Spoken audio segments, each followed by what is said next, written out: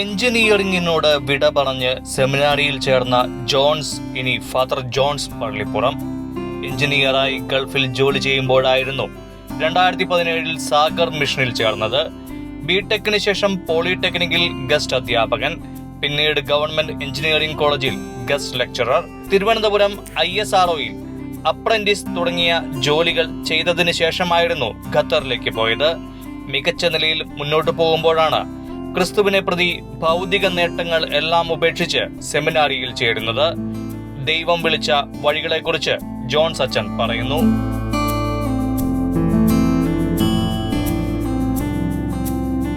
യേശു മിശിഹായ്ക്കും സ്തുതിയായിരിക്കട്ടെ. ഞാൻ father Jonas Pallippuram. ഞാൻ തൃശ്ശൂർ അതിരൂപതയിലെ കുരിയച്ചിറ സെൻറ്റ് ജോസഫ് ഇടവകാംഗമാണ്. 2025 മെയ് 8 സാഗർ രൂപതയ്ക്ക് വേണ്ടി ഞാൻ തിരുപ്പട്ടം സ്വീകരിച്ചു. ഞാൻ നിങ്ങളോട് പങ്കുവയ്ക്കുന്നത് എൻ്റെ ദൈവവിളിയെക്കുറിച്ചാണ്.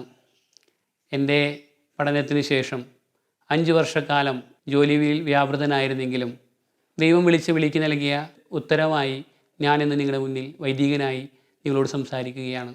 ബിടെക് പഠനം പൂർത്തിയാക്കുകയും തുടർന്ന് 5 വർഷക്കാലം വിവിധ മേഖലകളിൽ ഗസ്റ്റ് ലെക്ചറായും അപ്രന്റീസ് ട്രെയിനിയായും എഞ്ചിനീയറായും അതുപോലെ തന്നെ ഗൾഫിലും ജോലി ചെയ്തതിന് ശേഷമാണ് ഞാൻ വൈദികനാകാൻ സാഗർ രൂപതയിൽ ചേരുന്നത്. എൻ്റെ പഠനകാലം സാഗർ രൂപതയിലും തുടർന്ന് മധ്യപ്രദേശിലും മഹാരാഷ്ട്രയിലുമായിട്ടാണ് ഞാൻ പൂർത്തിയാക്കുന്നത്. ഓർമ്മ വെച്ച നാൾ മുതൽ ഞാൻ കണ്ട വൈദിക വസ്ത്രധാരിയായ എൻ്റെ അമ്മയുടെ ജ്യേഷ്ഠ സഹോദരൻ ജോർജ് കോമറച്ചനാണ് എൻ്റെ ഉള്ളിൽ ആദ്യമായി ദൈവവിളിയുടെ വിത്തുകളിട്ടത്. പക്ഷെ ഞാനത് നനയ്ക്കാതെ അതെപ്പോഴോ ഉണങ്ങിപ്പോയി. പിന്നീട് ഞാൻ കാണുന്നത് എൻ്റെ അമ്മയുടെ തന്നെ ഇളയ സഹോദരൻ മാർട്ടിൻ കോമാറ ഒരു വിദ്യാർത്ഥിയിൽ നിന്ന് വൈദികനാകുന്നത് എൻ്റെ ഓർമ്മകളിൽ തെളിഞ്ഞു നിൽക്കുന്നു. പക്ഷെ രണ്ടുപേരും എൻ്റെ ദൈവവിളികൾക്ക് പ്രോത്സാഹനമേകിയെങ്കിലും ഞാൻ എവിടെയൊക്കെയോ ദൈവവിളി സ്വീകരിക്കാതെ മാറ്റി നിർത്തുകയായിരുന്നു. പിന്നീട് ഞാൻ അൾത്താര സംഘത്തിലായിരുന്നപ്പോഴാണ് ഏറ്റവും അധികം എന്നോട് നീ ഒരു വൈദികനാവണമെന്ന് പലരും വന്ന് പറയുന്നതും ഞാൻ ആ വിളി സ്വീകരിക്കാതെ അത് ഉപേക്ഷിക്കാൻ തീരുമാനിക്കുകയും പഠനത്തിൽ കൂടുതൽ ശ്രദ്ധ കേന്ദ്രീകരിക്കുകയും ചെയ്തു. 10ാം ക്ലാസ്സിന് ശേഷം +2 സയൻസ് എടുക്കുകയും തുടർന്ന് ബിടെക്കിൽ മെക്കാനിക്കൽ പ്രൊഡക്ഷൻ എഞ്ചിനീയറിംഗിൽ ഞാൻ ബിരുദം പൂർത്തിയാക്കുകയും ചെയ്തു. ഇതിൻ്റെ ഇടവേളകളിൽ പലരും വന്ന് എന്നോട് സംസാരിച്ചതും ദൈവവിളിയെക്കുറിച്ചാണ്. പക്ഷേ ജ്ഞാനത്തോടുള്ള ജിജ്ഞാസ കൊണ്ടോ അല്ലെങ്കിൽ ജോലിയിലുള്ള അഭിവൃദ്ധിക്ക് വേണ്ടിയോ അല്ലെങ്കിൽ സമ്പാദിക്കണമെന്നും ഒരു കുടുംബജീവിതം ഉണ്ടാകണമെന്നുള്ള ആഗ്രഹം കൊണ്ടോ ഞാൻ ഈ ദൈവവിളി മനഃപൂർവ്വം മാറ്റിവെക്കുകയായിരുന്നു.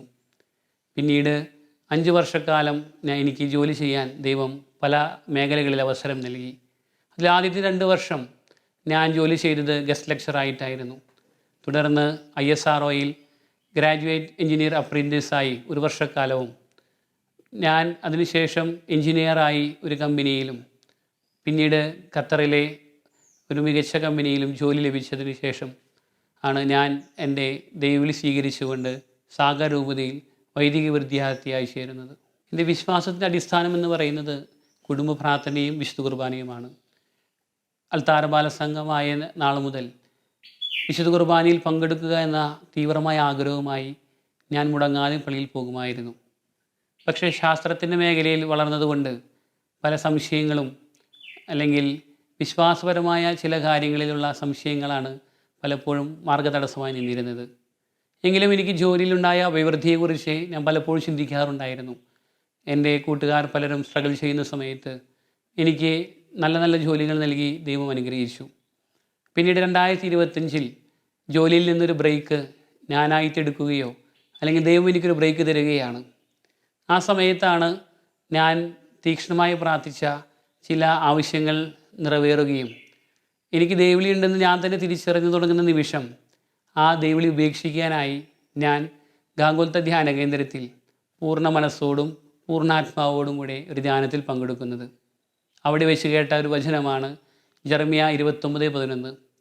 കർത്താവ് പറയുന്നു, നിന്നെക്കുറിച്ചുള്ള പദ്ധതി എൻ്റെ മനസ്സിലുണ്ട്, ഇത് നാശത്തിനുള്ളതല്ല ക്ഷേമത്തിനുള്ളതാണ്. ഞാൻ ആ ധ്യാനത്തിൽ പൂർണ്ണ മനസ്സോടെ പങ്കെടുത്തത് എനിക്ക് ദൈവവിളി ഉണ്ടാകില്ല അല്ലെങ്കിൽ ഇല്ല എന്ന് അവർ പറയുകയും ഞാൻ പിന്നീട് എൻ്റെ ജോലി മേഖലയിൽ വ്യാപൃതനാവുകയും ചെയ്യും എന്നുള്ള വിശ്വാസത്തോടെയായിരുന്നു. പക്ഷേ ഈ കേട്ട വചനം ഞാൻ മനഃപ്പാഠമാക്കുകയും പിന്നീട് എൻ്റെ ഉള്ളിൽ തന്നെ അതൊരു മാംസമായി രൂപാന്തരപ്പെടുകയുമായിരുന്നു. ഏറ്റവും അധികം ഞാൻ സംശയിച്ചതും ഇതുതന്നെയായിരുന്നു. എങ്ങനെയാണ് വചനം മാംസമാവുക? വിശുദ്ധ കുർബാനയിൽ വളരെ തീക്ഷ്ണതയോടെ പങ്കെടുക്കുന്ന സമയമാണെങ്കിലും ഈ വചനത്തിന് മാംസമാകാൻ പറ്റുമെന്നുള്ള സംശയം പലപ്പോഴും ഞാൻ എൻ്റെ ദേവാലയത്തിൽ വെച്ച് 100 ആവർത്തി എന്നോട് തന്നെ ചോദിച്ചിട്ടുണ്ട്. അതിനുള്ളൊരു ഉത്തരമായിട്ടാണ് ഇന്ന് ഞാൻ നിങ്ങളുടെ മുമ്പിൽ ഒരു വൈദികനായി നിങ്ങളോട് സംസാരിച്ചുകൊണ്ടിരിക്കുന്നത്.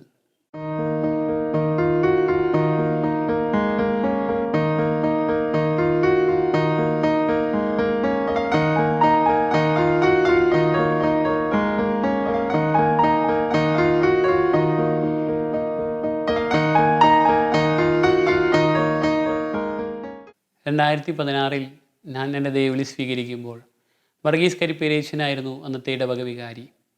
ഞാൻ അദ്ദേഹത്തോട് മാത്രം വളരെ പേഴ്സണലി എൻ്റെ ദൈവവിളി ഷെയർ ചെയ്യുകയും പിന്നീട് ഖത്തറിലേക്കുള്ള യാത്രയിൽ അദ്ദേഹം എനിക്ക് വേണ്ടി പ്രാർത്ഥിക്കുകയും ചെയ്യുമായിരുന്നു. ഖത്തറിലെ താൽക്കാലിക വിസയിൽ നിന്ന് തിരിച്ചു വന്ന സമയത്ത് അച്ഛനെ കാണുകയും അച്ഛൻ എന്നോട് എൻ്റെ ദൈവവിളി വീട്ടിൽ ഷെയർ ചെയ്തോ എന്ന് ചോദിക്കുകയുമുണ്ടായി. അപ്പോൾ ഞാൻ അച്ഛനോട് പറഞ്ഞു, ഇന്ന് രാത്രി ഞാൻ എൻ്റെ വീട്ടുകാരുമായി അത് ഡിസ്കസ് ചെയ്യുമെന്നാണ് പറഞ്ഞത്. അന്ന് രാത്രി ഞാൻ എൻ്റെ അപ്പൻ്റെ മുന്നിൽ എൻ്റെ ദൈവവിളി ഷെയർ ചെയ്യാനിരിക്കുമ്പോൾ ഒരു മാലാഖയെ പോലെ വികാരിയച്ഛനായ കരിപ്പീരിയച്ഛനും കൊച്ചച്ഛനായ സിജോ മുരങ്ങാച്ചേരിയച്ഛനും എൻ്റെ ഭവനത്തിലേക്ക് കടന്നു വരികയായിരുന്നു. പിന്നീട് എനിക്ക് വേണ്ടി സംസാരിച്ചതവരായിരുന്നു. അന്ന് അത് കേട്ട് വിശ്വസിക്കാൻ അല്ലെങ്കിൽ അത് മനസ്സിലാകാതെ വിശ്വസിക്കാൻ പറ്റാതിരുന്ന എൻ്റെ അപ്പനെ പൂർണ്ണരൂപത്തിൽ പറഞ്ഞ് മനസ്സിലാക്കിയത് വർഗീസ് കരിപ്പേരേച്ചനും സിജോ മുരങ്ങാച്ചേരിയച്ഛനുമാണ്. ഇതെല്ലാം ദൈവിക പദ്ധതിയുടെ ഒരു ഭാഗം മാത്രമായിരുന്നു. തുടർന്ന് ഞാൻ വീണ്ടും ഖത്തറിലേക്ക് യാത്രയാവുകയും ഖത്തറിലെ എല്ലാ ഡ്യൂസും അല്ലെങ്കിൽ എല്ലാ ഔദ്യോഗികമായ എല്ലാതും അവസാനിപ്പിച്ച് തിരിച്ചു വരുവാനും എനിക്ക് സാധിച്ചു. 2017 ജൂൺ 13 അന്തോണി ചെറിയത്ത് പിതാവിൻ്റെ പീസ് ഡേയുടെ അന്നാണ് ഞാൻ സാഗർ രൂപതയിൽ എന്നെ സ്വീകരിക്കുന്നത്. തുടർന്ന് 2 ആഴ്ചക്കാലം പോൾ ചുങ്കത്തച്ഛൻ ആശ്രമത്തിൽ ഞാൻ ധ്യാനിക്കുകയും ജൂലൈ 3 സാഗറിലെ ബരാരുവിലെ സെൻറ്റ് മേരീസ് മൈനർ സെമിനാരിയിൽ ചേരുകയും ചെയ്തു. 4 മാസങ്ങൾക്ക് ശേഷം ഞാൻ എൻ്റെ പഠനത്തിൽ മികച്ചു നിൽക്കുന്നതുകൊണ്ട് പിതാവ് എന്നെ കോട്രയിലെ സ്പിരിച്വൽ ആൻഡ് മിഷൻ ഓറിയൻറ്റേഷൻ സെൻറ്ററിലേക്ക് പ്രൊമോട്ട് ചെയ്യുകയും അവിടെ ബാക്കി സമയം അല്ലെങ്കിൽ ആ അധ്യയന വർഷം പൂർത്തിയാക്കുകയും ചെയ്തു. ഞാൻ ആധ്യാത്മികമായി വളരുവാനും ബൈബിൾ പഠിക്കുവാനും വചനം പഠിക്കുവാനും എന്നെ സഹായിച്ചത് വികാസ് മൈത്രി മിഷൻ ഓറിയൻറ്റേഷൻ സെൻറ്ററിൽ വെച്ചിട്ടാണ്. അവിടെ നിന്ന് പിതാവ് എന്നെ കോട്രയിലെ മിഷൻ ഓറിയൻറ്റേഷൻ ആൻഡ് സ്പിരിച്വൽ ഫോർമേഷന് ശേഷം വാർധയിലെ ദർശന ഇൻസ്റ്റിറ്റ്യൂട്ട് ഓഫ് ഫിലോസഫിയിൽ എൻ്റെ 2 വർഷത്തെ ഫിലോസഫി പഠനം ഞാൻ പൂർത്തിയാക്കി. ആ കാലയളവിൽ ഞാൻ താമസിച്ചത് ക്ലിരീഷ്യൻ ഫാദേഴ്സിൻ്റെ ക്ലിരീഷ്യൻ ആശ്രമത്തിൽ വെച്ചിട്ടായിരുന്നു. തുടർന്ന് റീജൻസിക്കായി ഞാൻ സാഗർ രൂപതയിലെത്തുകയും ഷായ്ഗട്ട് എന്ന പാരീഷിലും ഷാംപുരയിലെ സേവാധാം എന്ന സോഷ്യൽ മിനിസ്ട്രി നടക്കുന്ന ഓർഫനേജിലും സ്ഥാപനങ്ങളിലുമാണ് ഞാൻ എൻ്റെ റീജൻസി കാലം പൂർത്തിയാക്കിയത്.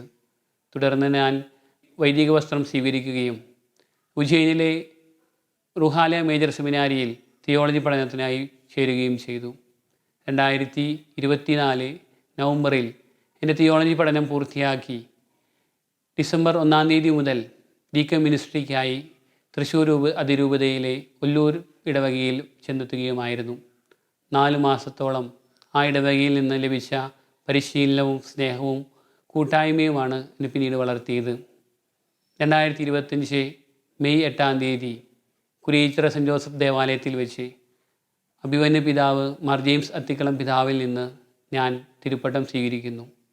ഞാൻ എൻ്റെ ദൈവവിളിയിലേക്ക് തിരിഞ്ഞു നോക്കുമ്പോൾ ദൈവത്തിൻ്റെ ശക്തമായ ഇടപെടലുകളാണ് ഞാൻ കാണുന്നത്.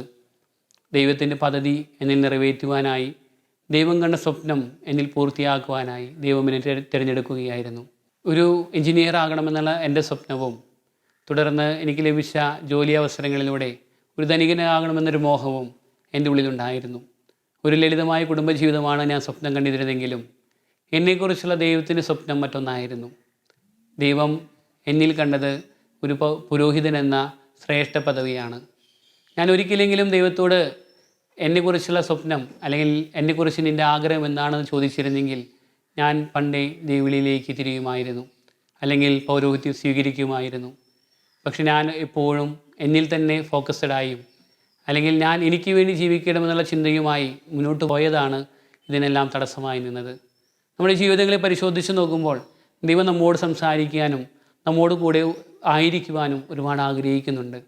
പലപ്പോഴും നമ്മൾ ദൈവത്തിനായി കൊടുക്കുന്ന സ്പേസും സമയവുമാണ് ദൈവത്തിന് നമ്മളിൽ നിന്ന് ആവശ്യപ്പെടുന്ന വളരെ ലളിതമായ സമ്മാനം. പലപ്പോഴും നമ്മളത് കൊടുക്കാതെ നമ്മൾ നമ്മുടെ ജീവിതത്തെയും നമ്മുടെ കുടുംബത്തെയും മാത്രം ഫോക്കസ് ചെയ്യുമ്പോൾ നമ്മൾ ദൈവത്തിൻ്റെ സ്വരം കേൾക്കാതെയും കണ്ടെത്താതെയും പോകുന്നു. നമ്മുടെ ജീവിതങ്ങളിൽ നമ്മൾക്ക് ദൈവത്തിൻ്റെ സ്പേസും ടൈമും കൊടുക്കാൻ നമുക്ക് ശ്രമിക്കാം. ദൈവം നമ്മുടെ ജീവിതങ്ങളിൽ തീർച്ചയായും ഇടപെടും. ദൈവത്തിന് നമ്മെക്കുറിച്ചൊരു പദ്ധതിയുണ്ട്. അത് നമ്മുടെ നാശത്തിനുള്ളതല്ല, ക്ഷേമത്തിനുള്ളതാണ്. ഞാൻ പൗരോഹിത്യം സ്വീകരിച്ചിരിക്കുന്നത് സാഗർ രൂപതയ്ക്ക് വേണ്ടിയാണ്. സാഗർ രൂപത മധ്യപ്രദേശിലെ താഴെക്കിടയിലുള്ളവരുടെ ഇടയിൽ സേവനം ചെയ്യുന്ന ഒരു രൂപതയാണ്. വിശാലമായ ആ രൂപത കേരളത്തേക്കാൾ വലുതാണ്. പക്ഷേ ഈശോയെ അറിയാത്ത ഒരുപാട് ആളുകൾ ഇന്നും ആ സ്ഥലങ്ങളിൽ ജീവിക്കുന്നു. കാടും മേടും തോടും കടന്ന് ഒരുപാട് പേരിൽ യേശുവിനെ അറിയിക്കാനൊരു ദൗത്യവുമായി ഞാൻ തുനിഞ്ഞിറങ്ങാൻ തീരുമാനിക്കുകയാണ്.